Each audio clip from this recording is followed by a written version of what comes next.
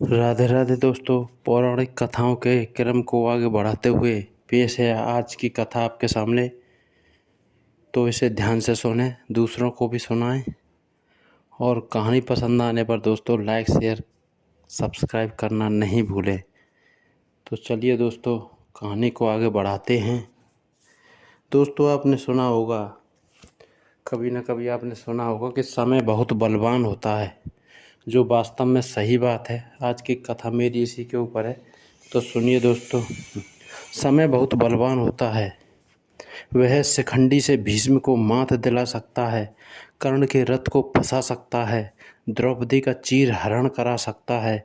अगर किसी से डरना है तो वह है समय।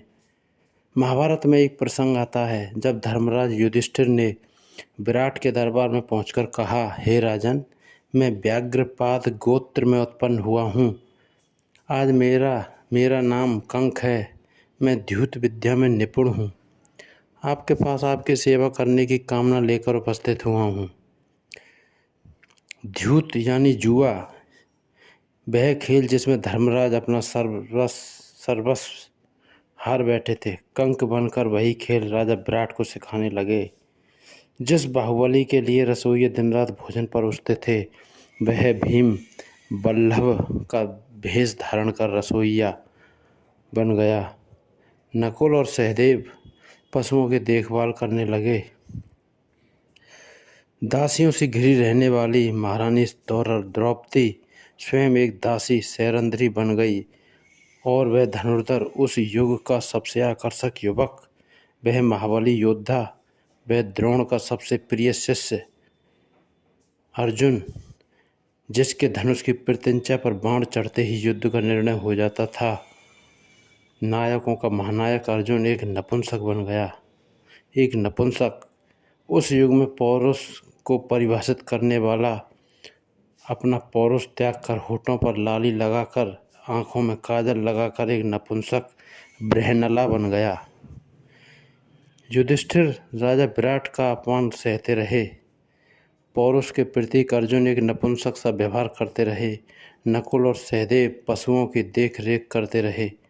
भीम रसोई में पकवान पकाते रहे और द्रौपदी एक दासी की तरह महारानी की सेवा करती रही।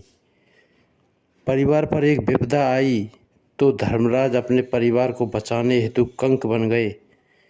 पौरुष का प्रतीक एक नपुंसक बन गया। एक महाबली साधारण रसोइया बन गया। पांडवों के लिए ये वह अज्ञातवास नहीं था। अज्ञातवास का वह काल उनके लिए अपने परिवार के प्रति अपने समर्पण की पराकाष्ठा थी। वह जिस रूप में रहे, जो अपमान सहते रहे, जिस कठिन दौर से गुजरे, उसके पीछे उनका कोई व्यक्तिगत स्वार्थ नहीं था। अज्ञातवास का वह काल परिस्थितियों को देखते हुए परिस्थितियों के अनुरूप ढल जाने का काल था। आज भी इस धरती में अज्ञातवास जी रहे न जाने कितने महायोद्धा दिखाई देते हैं। कोई धन्ना सेठ की नौकरी करते हुए उससे बेवजह गाली खा रहा है क्योंकि उसे अपनी बिटिया की फीस भरनी है। बेटी के ब्याह के लिए पैसे इकट्ठे करता एक बाप सेल्समैन बनकर दर दर धक्के खा रहा है। ऐसे असंख्य पुरुष और स्त्रियां निरंतर संघर्ष से हर दिन अपना सुख दुख छोड़कर अपने परिवार के अस्तित्व की लड़ाई लड़ रहे हैं। रोज़मर्रा के जीवन में किसी संघर्षशील व्यक्ति से रूबरू हों तो उसका आदर कीजिए, उसका सम्मान कीजिए। फैक्ट्री के बाहर खड़ा गार्ड, होटल में रोटी परोसता वेटर, सेठ की गालियां खाता मुनीम वास्तव में कंक, बल्लभ और बृहनला हैं। क्योंकि कोई भी अपनी मर्जी से संघर्ष या पीड़ा नहीं चुनता। ये सब यहाँ कर्म करते हैं, वे अज्ञातवास जी रहे हैं। परंतु वह अपमान के भागी नहीं, वह प्रशंसा के पात्र हैं। यह उनकी हिम्मत है, उनकी ताकत है, उनका समर्पण है कि विपरीत परिस्थितियों में भी वह डटे हुए हैं।